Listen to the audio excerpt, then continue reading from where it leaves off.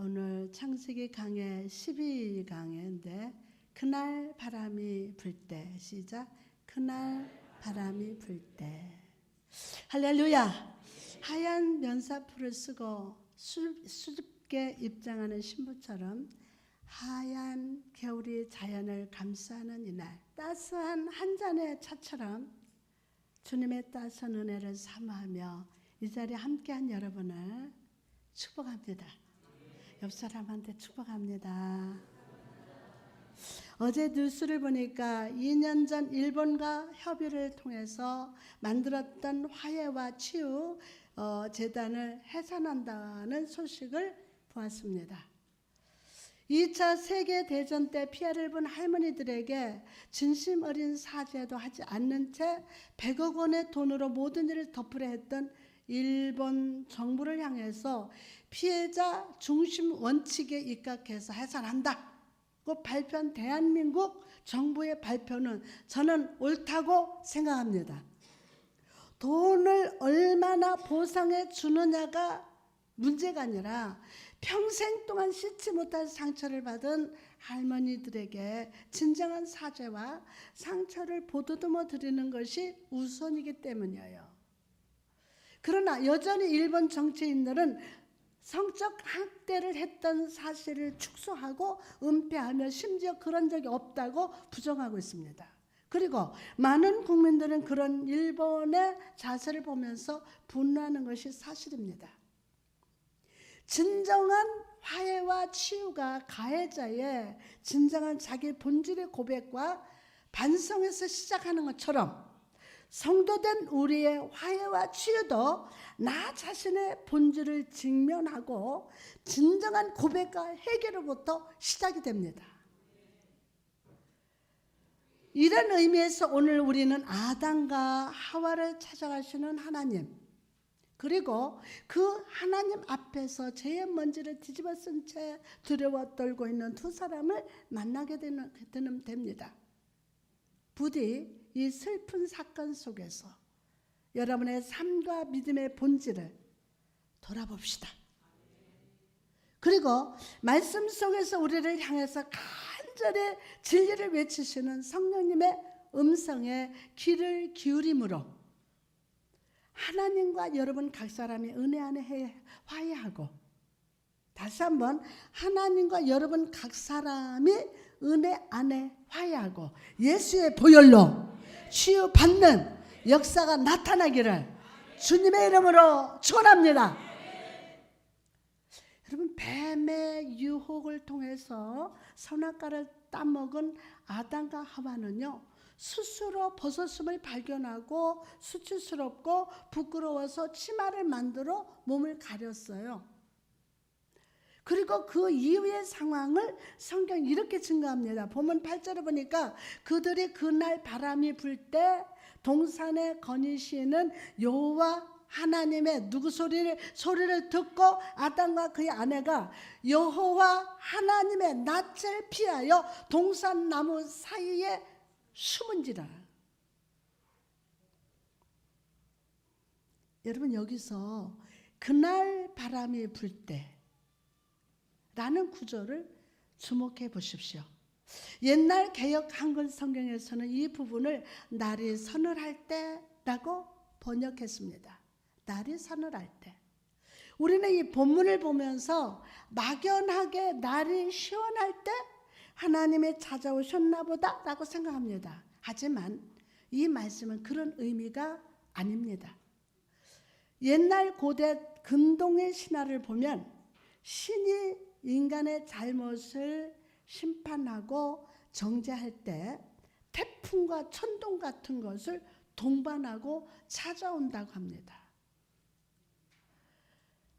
즉 8절에서 바람이 불 때라는 말은 하나님께서 이미 아담과 하와의 범죄함을 아셨다는 뜻이고, 심판하러 오시는 하나님 때문에 대기와 하늘이 차가워졌다는 것입니다.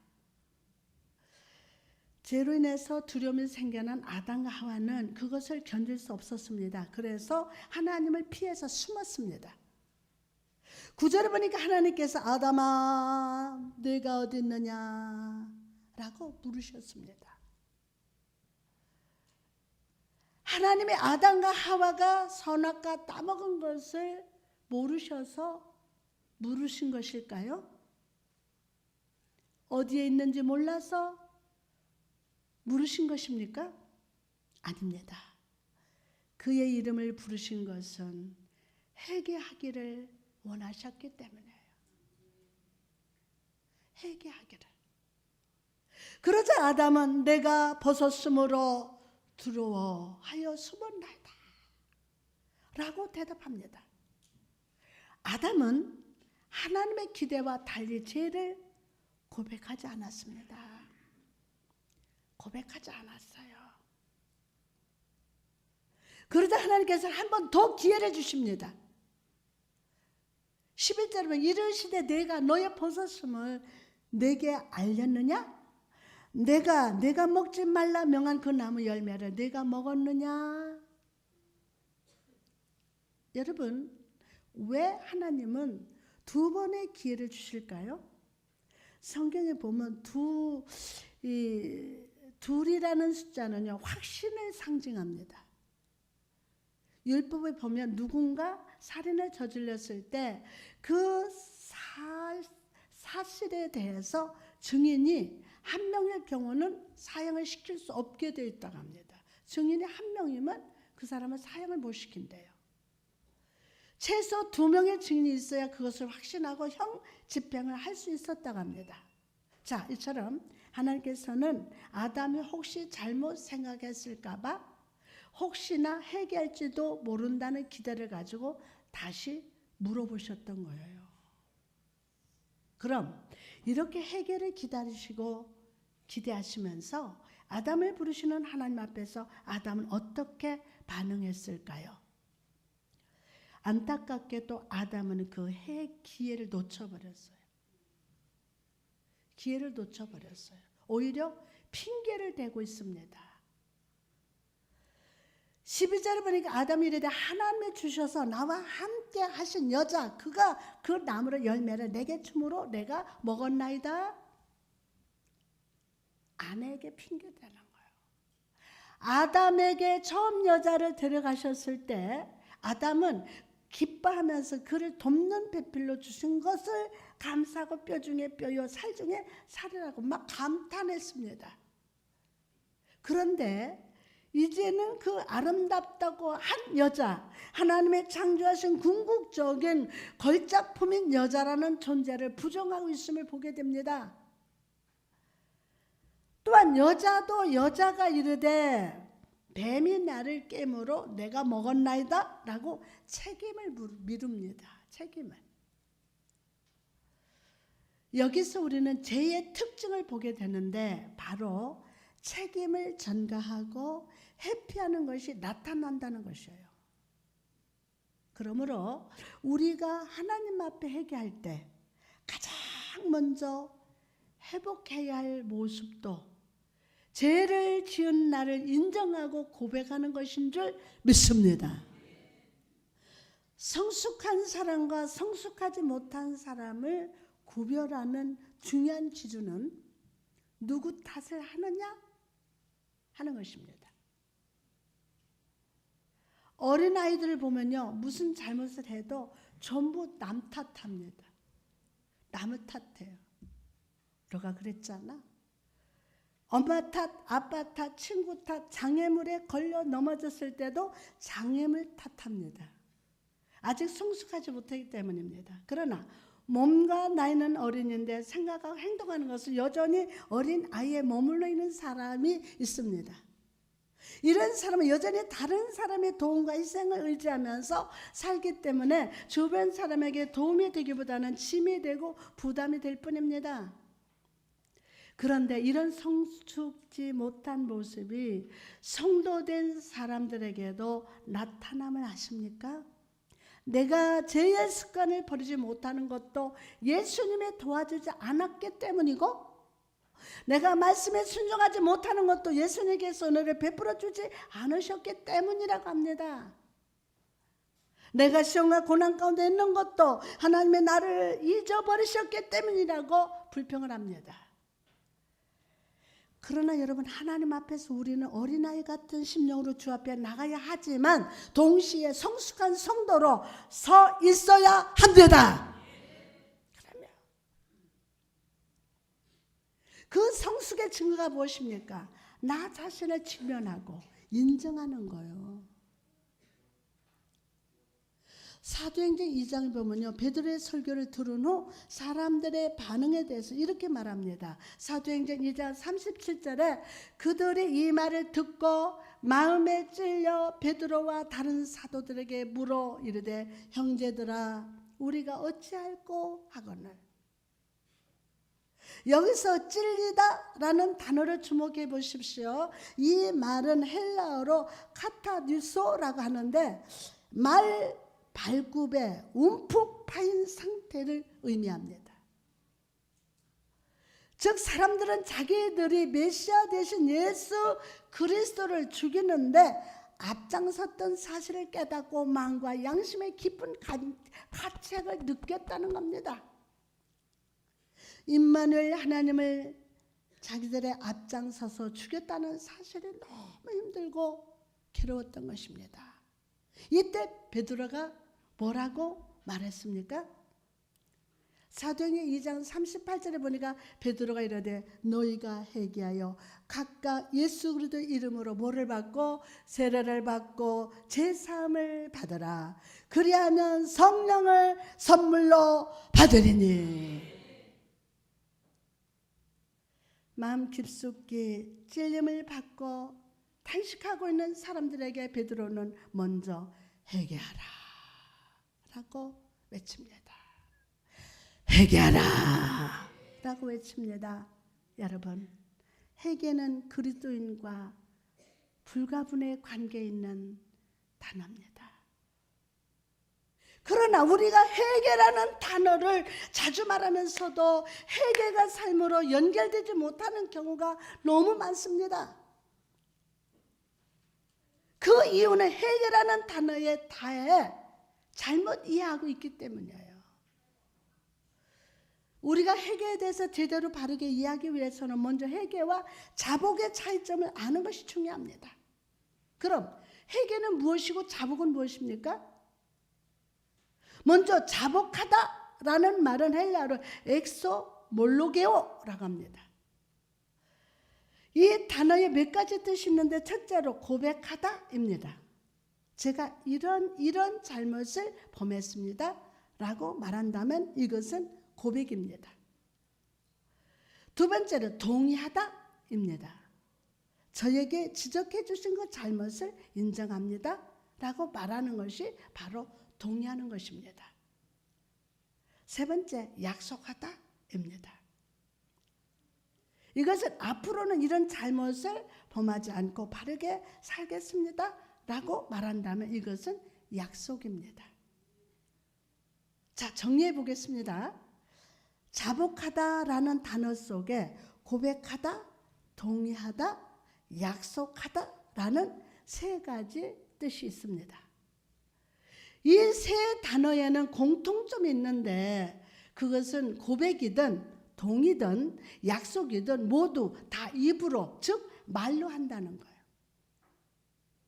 이에 반해 회개하다라는 말은 헬라어로 메타노에오라고 하는데 이것은 아예 돌아서다 또는 길을 바꾸다라는 뜻입니다.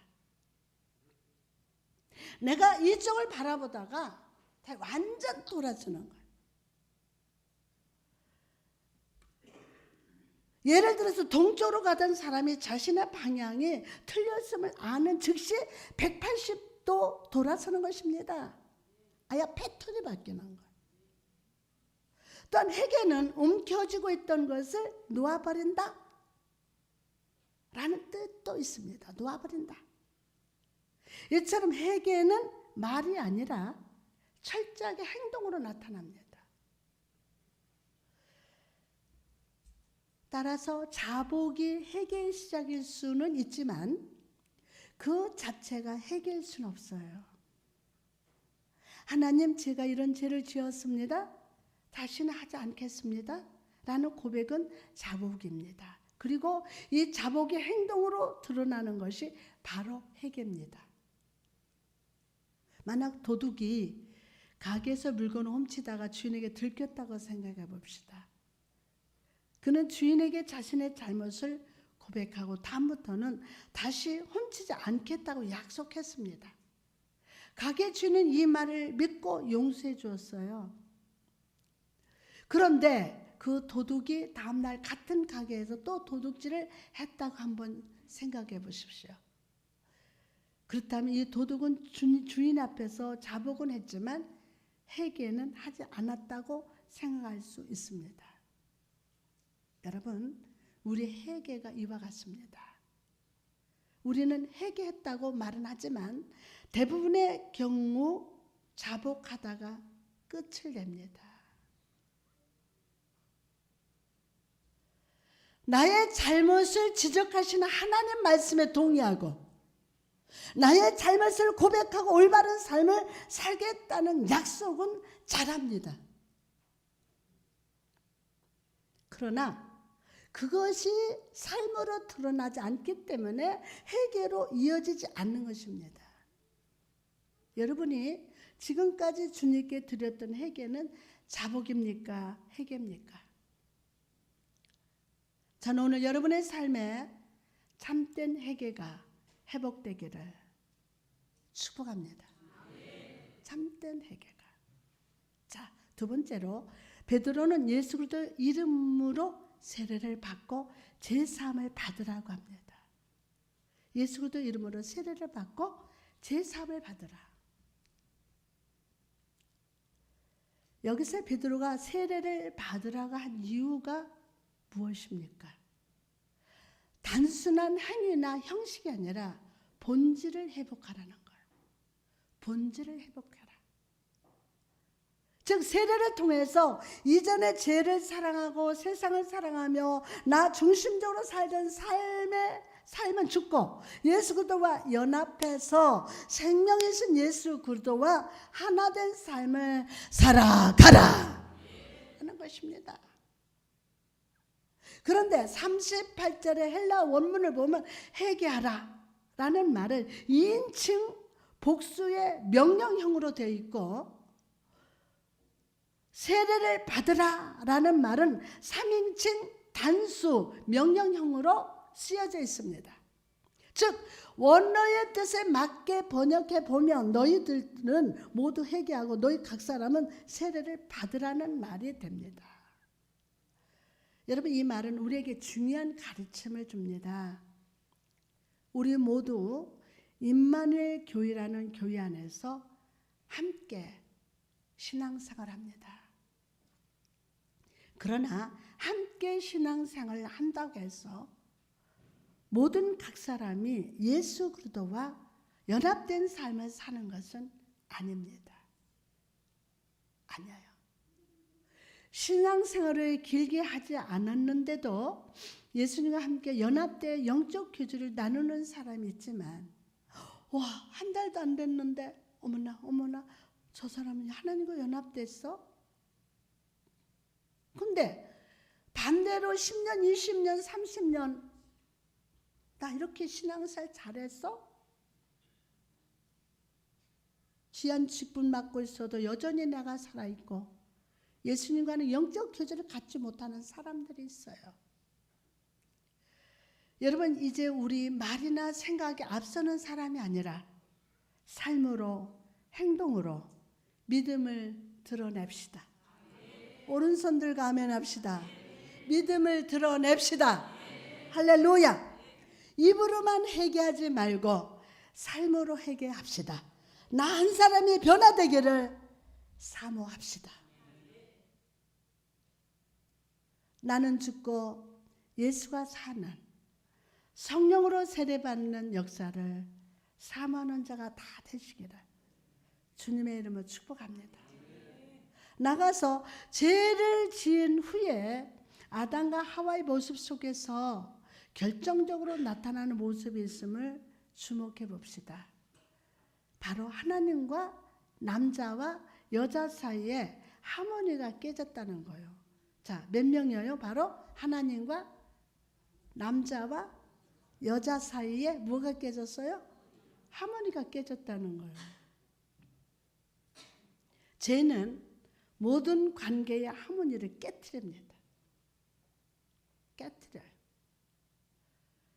죄로 인해서 하나님과 인간 관계가 깨졌습니다. 그래서 아담과 하와가 하나님을 피해서 숨었어요. 또 서로 책임 전가하는 아담과 하와를 보니 그 둘 사이의 관계도 깨졌어. 여러분, 교회는 어떤 것입니까? 복음을 통해 하나님과 나 사이에 회복이 있어야 하는 곳입니다. 교회는 남편과 아내, 부모와 자녀, 성도 간의 깨진 관계가 회복되고 은혜 가운데 서로 섬기며 의로한 은혜의 집이 되어야 할 줄 믿습니다. 다음을 있어. 지금 완성된 사람 하나도 없어. 이 자리에 서 있는 저도 하나님 보실 때 엉망진창일 거야. 다음을 있어. 근데 이거를 여러분이 끄집어 내려고 하지 마. 여러분이 판단하지 마. 여러분 판단받아. 하나님은 판단하시는 분은 하나님 한 분밖에 없어. 더 크게 하면 응? 서로 섬기고 위로해주고 서로 격려해주고 등 두들겨주고 교회는 이런 은혜의 집이야. 마태복음 25장에 보니까 주님이 잡히시기 바로 직전 주님은 제자들에게 마지막 설교 같은 가르침을 주시는 장면이 나옵니다. 그 마지막 설교의 주제는 심판이었습니다. 주님은 그날을 가리켜 큰 날이라고 합니다. 큰 날.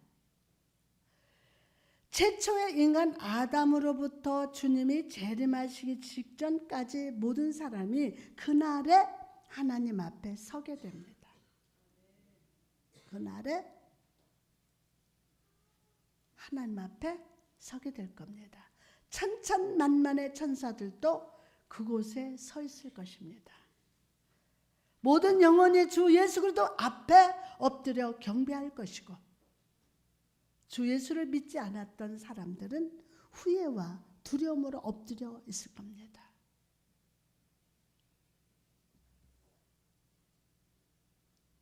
그 모든 사람들을 주님은 두 그룹으로 나누실 겁니다. 양과 염소의 그룹으로 나눌 것입니다. 양을 키우는 목자들도 잠들기 전에 지팡이로 양과 염소를 구분한다고 합니다. 지팡이로. 너는 내 양이야. 저 내 양이 한 마리, 두 마리, 세 마리. 근데 염소는 안 세요. 이처럼 예수께서 모든 사람의 심령을 살피시고 양과 염소로 구별하십니다.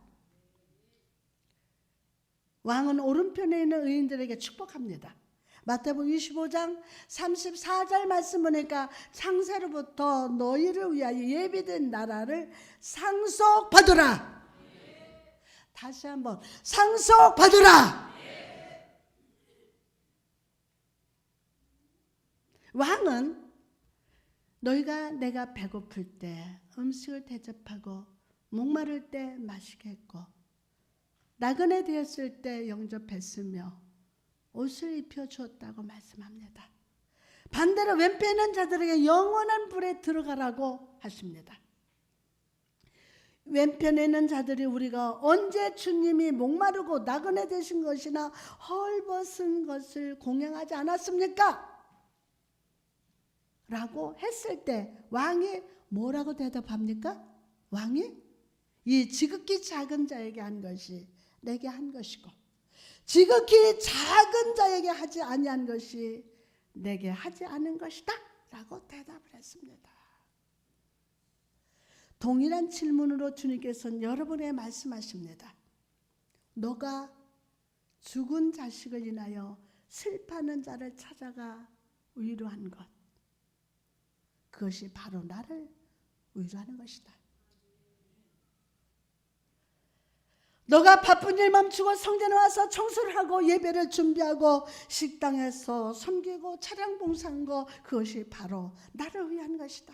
여러분, 우리가 믿음 생활하면서 행하는 모든 일들과 행동과 대화, 모든 것은 다 주님께 하는 것임을 기억하십시오. 속에다 숨겨둔다고요? 아버지 다 알아요. 저 세상 끄트머리 가서 숨는다 해도 다 주님이 그거 다 기억하세요. 시간이 흘러서 사람들은 잊을 줄은 모릅니다. 때로는 알아주지 않아서 섭섭할 수도 있습니다. 그러나 단 한순간도 잊지 않고 기억하시는 분, 주 예수 그리스도를 믿고 신뢰합시다. 주님을 떠난 자, 회개하지 않는 자에게 그 심판의 날은 두려움과 떨림의 날이 될 겁니다. 여러분에게 그날은, 여러분에게는 그날은 상급의 날, 시상식의 날, 인정받는 날이 될 줄 믿습니다.